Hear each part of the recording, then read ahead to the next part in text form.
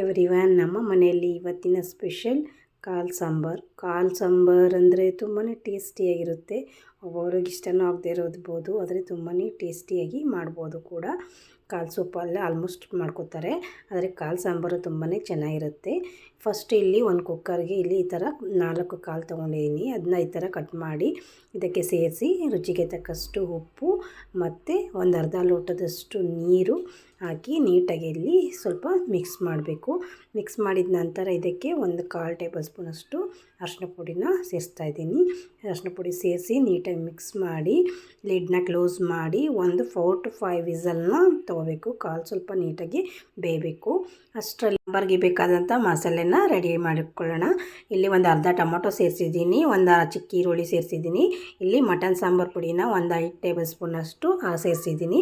ಮತ್ತು ಒಂದು ಅರ್ಧ ಲೋಟ ನೀರಷ್ಟು ಹಾಕಿ ನೀಟಾಗಿ ನುಣ್ಣಗೆ ಇಲ್ಲಿ ರುಬ್ಬಿ ತರಬೇಕು. ಇದು ಖಾರ ಮಸಾಲೆ ಆಯಿತು. ಈಗ ಇದಕ್ಕೆ ಸ್ವಲ್ಪ ಕಾಯಿ ಮಸಾಲೆ ಮಾಡೋಣ. ಇಲ್ಲಿ ಒಂದು ಕಪ್ ಆಗೋಷ್ಟು ಕಾಯಿನ ತೊಗೊಂಡಿದ್ದೀನಿ. ಒಂದು 2 ಟೇಬಲ್ ಸ್ಪೂನಷ್ಟು ಹುರ್ಗಡ್ಲೆ ಸೇರಿಸಿದ್ದೀನಿ. ಮತ್ತು 1 ಇಂಚಷ್ಟು ಶುಂಠಿ, ಸ್ವಲ್ಪ ಕೊತ್ತಂಬರಿ ಸೊಪ್ಪು ಮತ್ತು ಸ್ವಲ್ಪ ಪುದೀನ ಸೊಪ್ಪು, ಚಕ್ಕೆ, ಲವಂಗ, ಬೆಳ್ಳುಳ್ಳಿ 1 ಗೆಡ್ಡೆ ಆಗೋಷ್ಟು ಸಾಕು ಬೆಳ್ಳುಳ್ಳಿನ ಸೇರಿಸಿದ್ದೀನಿ. ಮತ್ತು ಇಲ್ಲಿ 1 ಟೇಬಲ್ ಸ್ಪೂನಷ್ಟು ಗಸಗಸೆನ ಸೇರಿಸಿದ್ದೀನಿ. ಗಸಗಸೆ ಸೇರಿಸಿದ ನಂತರ ಒಂದು ಸ್ವಲ್ಪ ನೀರನ್ನ ಆ್ಯಡ್ ಮಾಡಿ ಇದನ್ನು ಕೂಡ ಸ್ವಲ್ಪ ನುಣ್ಣಗೆ ರುಬ್ಬಿ ತರಬೇಕು. ಅಷ್ಟರಲ್ಲಿ ಇಲ್ಲಿ 1 ಟೇಬಲ್ ಸ್ಪೂನಷ್ಟು ಹುಚ್ಚೆಳ್ಳೆ ಸೇರಿಸಿದ್ದೀನಿ. ಸೇರಿಸಿದ್ರೆ ತುಂಬಾ ಟೇಸ್ಟಾಗುತ್ತೆ. ಈ ಥರ ನುಣ್ಣಗೆ ರುಬ್ಬಿ ತರಬೇಕು. ಅಷ್ಟರಲ್ಲಿ ಇಲ್ಲಿ ಕೂಡ ಕುಕ್ಕರ್ ಕೂಗಿ ವಿಸಲೆಲ್ಲ ಆರಿದೆ. ಈಗ ಆರಿದ ನಂತರ ಈಗ ಬೆಂದಿದೆಯಾ ಅಂತ ಇಲ್ಲಿ ಚೆಕ್ ಮಾಡ್ತಾಯಿದ್ದೆ. ಈಗ ಆಲ್ಮೋಸ್ಟ್ ಈಗ ಕಾಲು ಬೆಂದಿದೆ. ಒಂದು 4 to 5 ಕೂಗಂತೂ ಕೂಗಿಸಲೇಬೇಕು, ಇಲ್ಲ ಕಾಲು ಕೂಡ ಬೇಯಲ್ಲ. ಇಷ್ಟರಲ್ಲೇ ಈಗ ನೀವು ಆ ಸೂಪ್ ತೊಗೊಂಡು ಕಾಲಲ್ಲಿ ತೊಗೊಂಡು ಮಸಾಲೆ ಎಲ್ಲ ಆ್ಯಡ್ ಮಾಡಿಕೊಂಡ್ರೆ ಕಾಲು ಸೂಪ್ ರೆಡಿ ಆಗುತ್ತೆ. ಈಗ ಕಾಲು ಸಾಂಬಾರು ಮಾಡೋಣ. ಅದಕ್ಕೆ 2 ಟೇಬಲ್ ಸ್ಪೂನಷ್ಟು ಎಣ್ಣೆನ ಸೇರಿಸಿದ್ದೀನಿ. ಮತ್ತು ಒಂದು ಸಣ್ಣ ಅರ್ಧ ಈರುಳ್ಳಿಯಷ್ಟು ಸೇರಿಸಿ ಒಗ್ಗರಣೆ ಕೊಟ್ಟು ನಂತರ ಇದಕ್ಕೆ ಮಟನ್ ಪೌಡರ್ನ ಹಾಕಿ ರುಬ್ಬಿದ್ನಲ್ಲ ಆ ಮಸಾಲೆನ ಇಲ್ಲಿಗೆ ಆ್ಯಡ್ ಮಾಡ್ತಾಯಿದ್ದೀನಿ.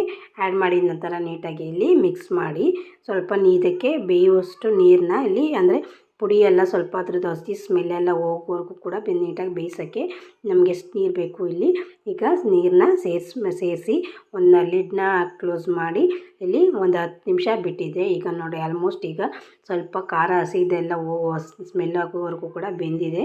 ಈಗ ಬೆಂದಿದ ನಂತರ ಇದಕ್ಕೆ ಈಗ ಕಾಯಿ ಮಸಾಲೆನ ಈಗ ಇದಕ್ಕೆ ಸೇರಿಸ್ತಾಯಿದ್ದೀನಿ.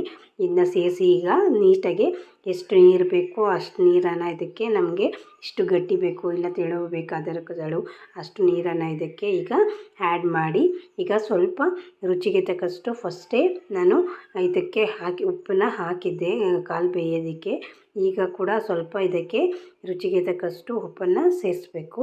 ಒಂದು 10 ನಿಮಿಷ ಇದನ್ನ ನೀಟಾಗಿ ಕುದಿಸ್ಕೋಬೇಕು. ಅದು ಹಸಿ ಸ್ಮೆಲ್ ಹೋಗುವಷ್ಟರಲ್ಲಿ 10 ನಿಮಿಷ ಕುದಿಸ್ಕೊಂಡ್ರೆ ಬಿಸಿ ಬಿಸಿಯಾದಂತಹ ಕಾಲು ಸಾಂಬಾರು ರೆಡಿ ಆಯಿತು. ಈಗ ಆಲ್ಮೋಸ್ಟ್ ಈಗ ನೋಡಿ ರೆಡಿಯಾಗಿದೆ. ಕಾಲು ಸಾಂಬಾರು ತುಂಬಾ ರುಚಿಯಾಗಿರುತ್ತೆ. ಒಂದು ಸತಿ ಟ್ರೈ ಮಾಡಿ.